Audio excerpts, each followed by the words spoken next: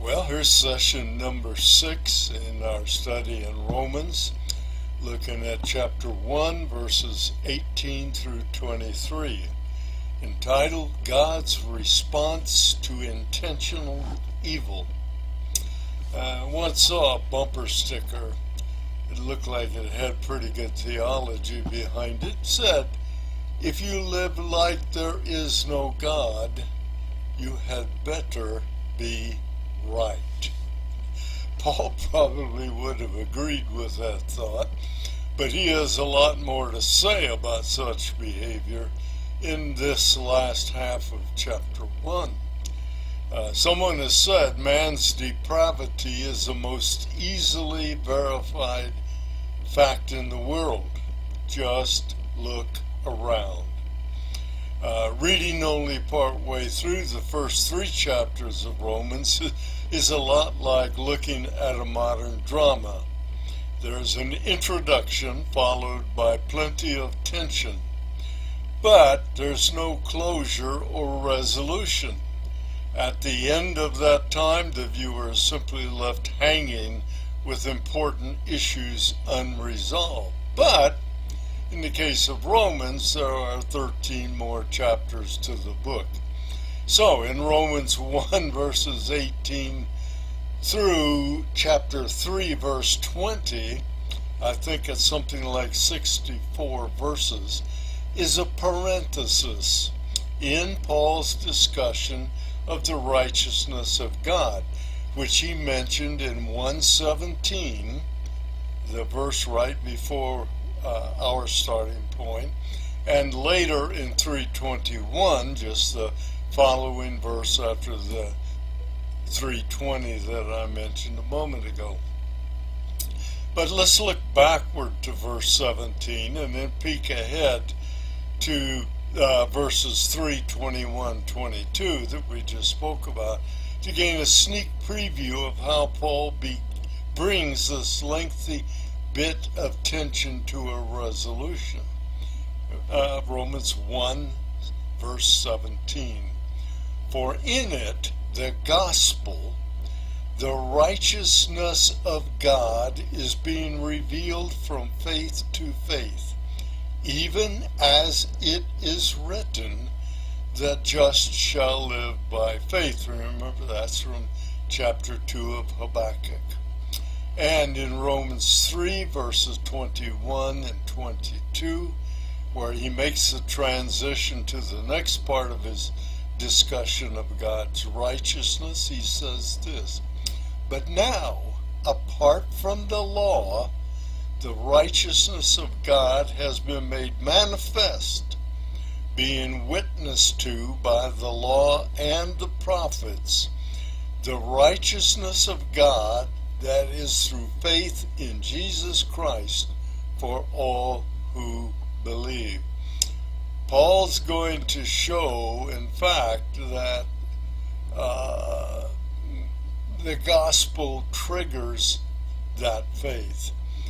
In those 64 verses between 1:18 and 3:20, Paul established a framework on which to build the rest of his argument.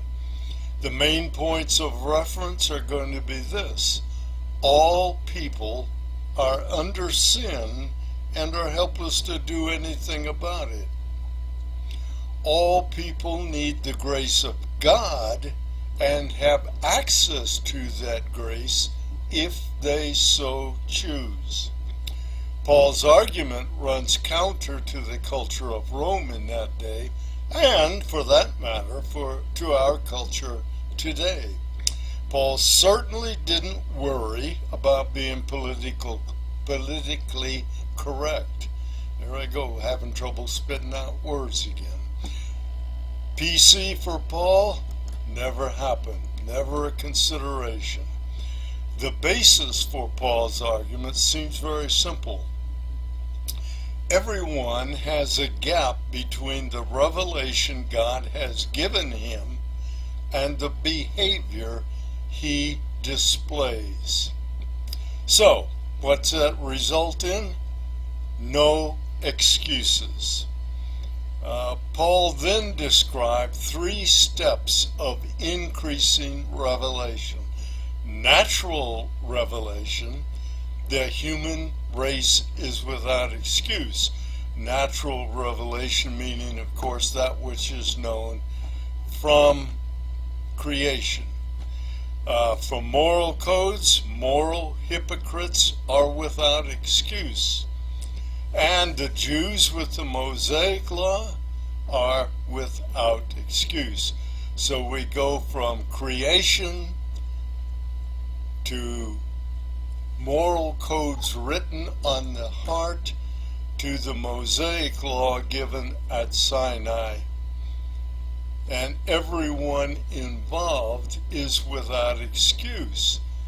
The first one, the natural revelation, is probably talking mostly to Gentiles. Gentiles, pagans, are without excuse. You who have the morality written on your heart, which he will say is everyone, you moral people are without excuse. And there are quotes around moral, if you please, meaning that you know morality, but you do not practice it perfectly. And then the Mosaic law. So, again, what do we have? Natural revelation, moral codes, and Mosaic law. So from 118 to 320, you're not going to find any mention of grace or salvation. So hang tough. Paul's going to get there, but it's going to take a while. He's building this case that everyone needs grace from God, which we mentioned a few moments ago. Natural revelation speaks not of grace and salvation, but it speaks of deity, power, and individual responsibility. Let's look at verses 18 through 20 of chapter 1.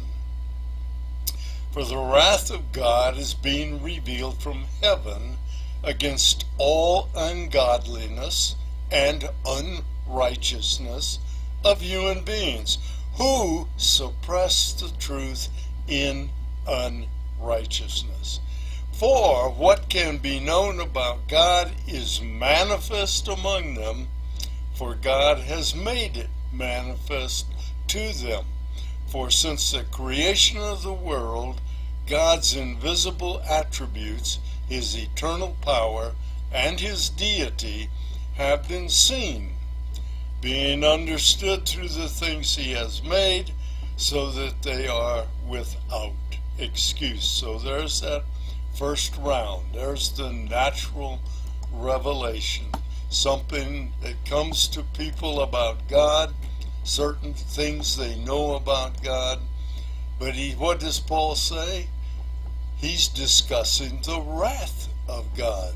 That's the flip side of God's righteousness. It's the flip side of his love. God's love is the bridge between righteousness and wrath. Let's look at Ephesians 5:5-6 for a different approach and view, but saying really the same thing. Ephesians 5:5-6.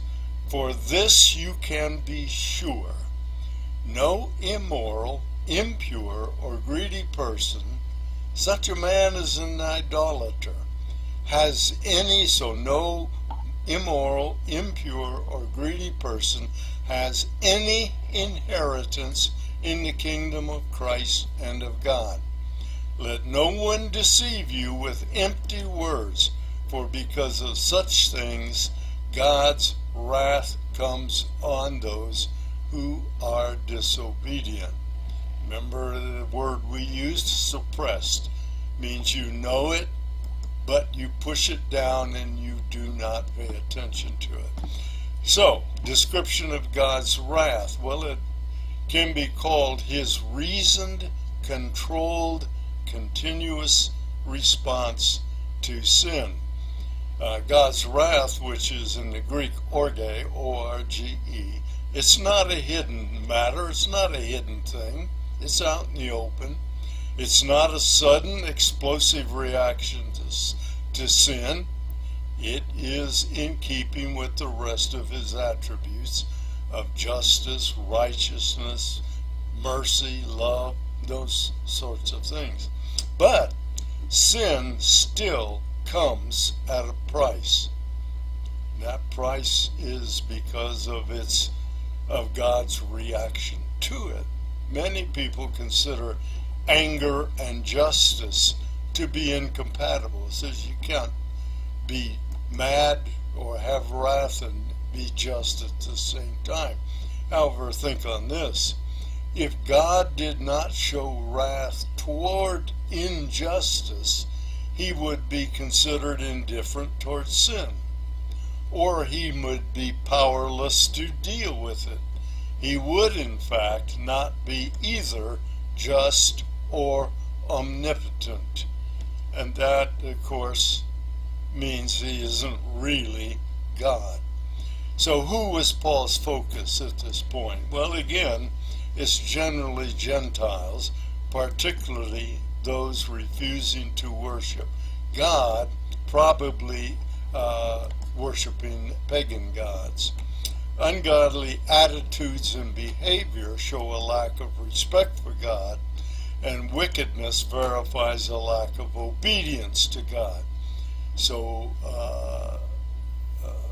attitude and behaviors are key. Attitude involves respect for God for who he is, and evil actions verify that you're not obeying God's command, God's intent, or who God is. Over time, sin results in one's suppression of God's self-revelation. What we know about God, of course, comes entirely from his revelation of himself. Whatever he tells us about himself is ours to know and ours to act on it. But over time, sin will cause you to ignore that, suppress it, and get on with what you want, which is not going to be pleasing to God. That is, the one who lives like there is no God has rejected the truth of God that he or she knows. And she or she knows it. I'll get there in a minute. Though, what does Paul say? God has made some of his attributes clear. That was verse 19. And that revelation has been understood. Verse 20. So God shows it, he makes it clear, and it's understood. So suppression means it is an active choice. You can't say, I didn't know that. You had every chance to know it. But so suppression of God's truth is an active choice. It is intentional. So, what do we have? Obedience reflects and amplifies God's revelation. That's the flip side of what we've just been talking about. Disobedience intentionally distorts or suppresses what God has revealed about himself. And finally, without proper respect for God, unrighteous behavior becomes the norm. We hear a lot about norm nowadays. In verse 20, Paul made 3 points. Let's be sure we understand those. Everyone understands enough from natural revelation about God's power and divinity, at least, to obligate his or her worship and obedience. Everyone since creation is without excuse before God. Natural revelation makes God's condemnation for disobedience just and right. God's wrath, would you believe this? God's wrath is mentioned over 600 times in the Old Testament. using at least 20 different Hebrew words. That's more than Scripture uses to express God's love and his tenderness. So wrath is mentioned more than love and tenderness.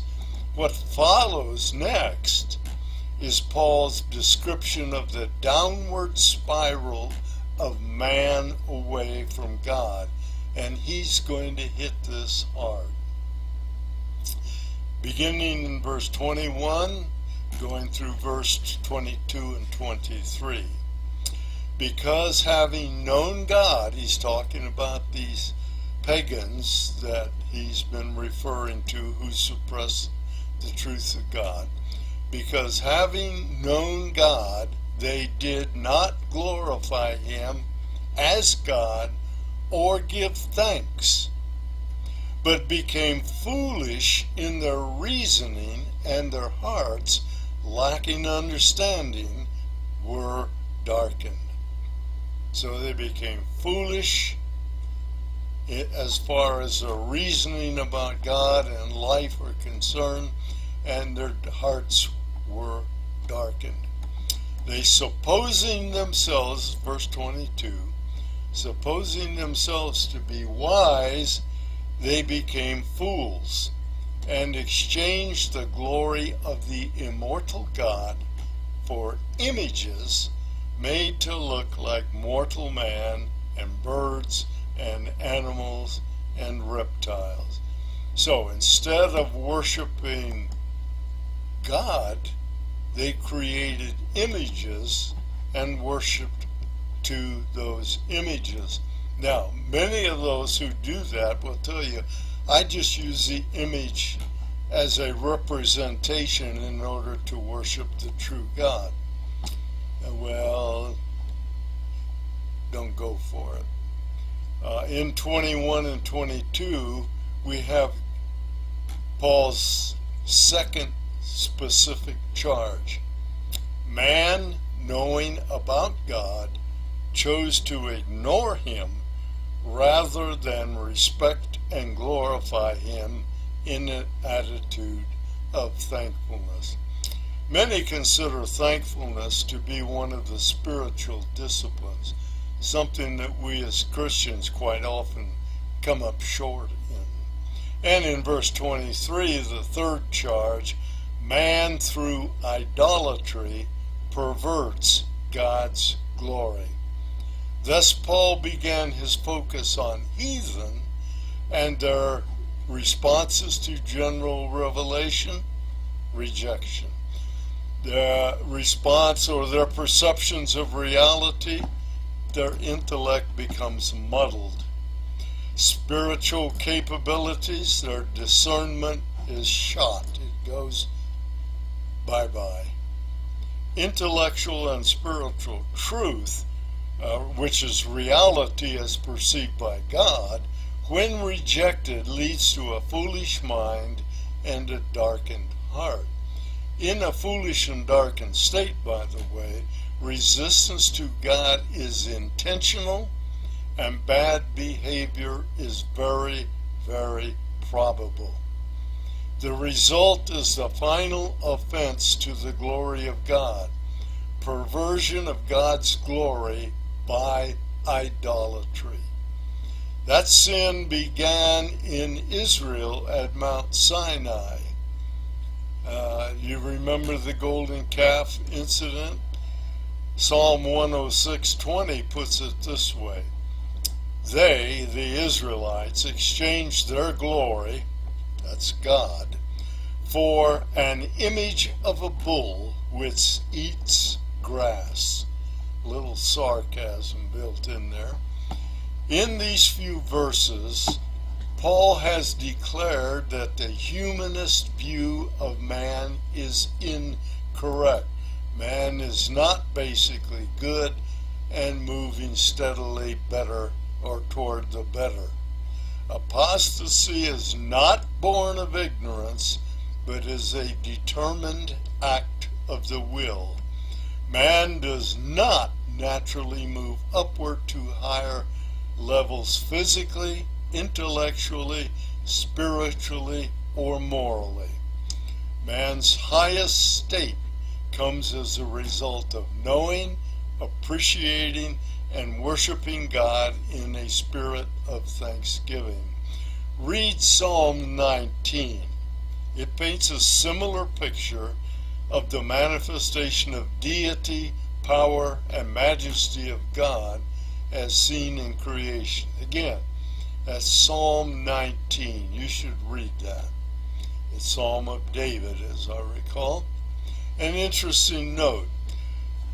When you talk to a missionary, they will tell you that there are no atheists among the heathen that they see. Everybody worships something. The next verses in Paul's letter to the Romans picture the downward slide of those who operate from their own perceptions rather than from the truth and the reality of God. Paul is going to give us 3 cycles. They follow in this way: perversion, retribution, consequences. Perversion, retribution, consequences. Think about this. Paul has already argued that speculation without spiritual perception leads to false, empty reasoning and spiritual darkness. The key words to look for when looking at these cycles that are coming up is the phrase, God gave them over. It's a form of judgment, as we'll see. And next time, we're going to continue with these verses in chapter 1, following just verse by verse through a lengthy and very negative picture of mankind without God.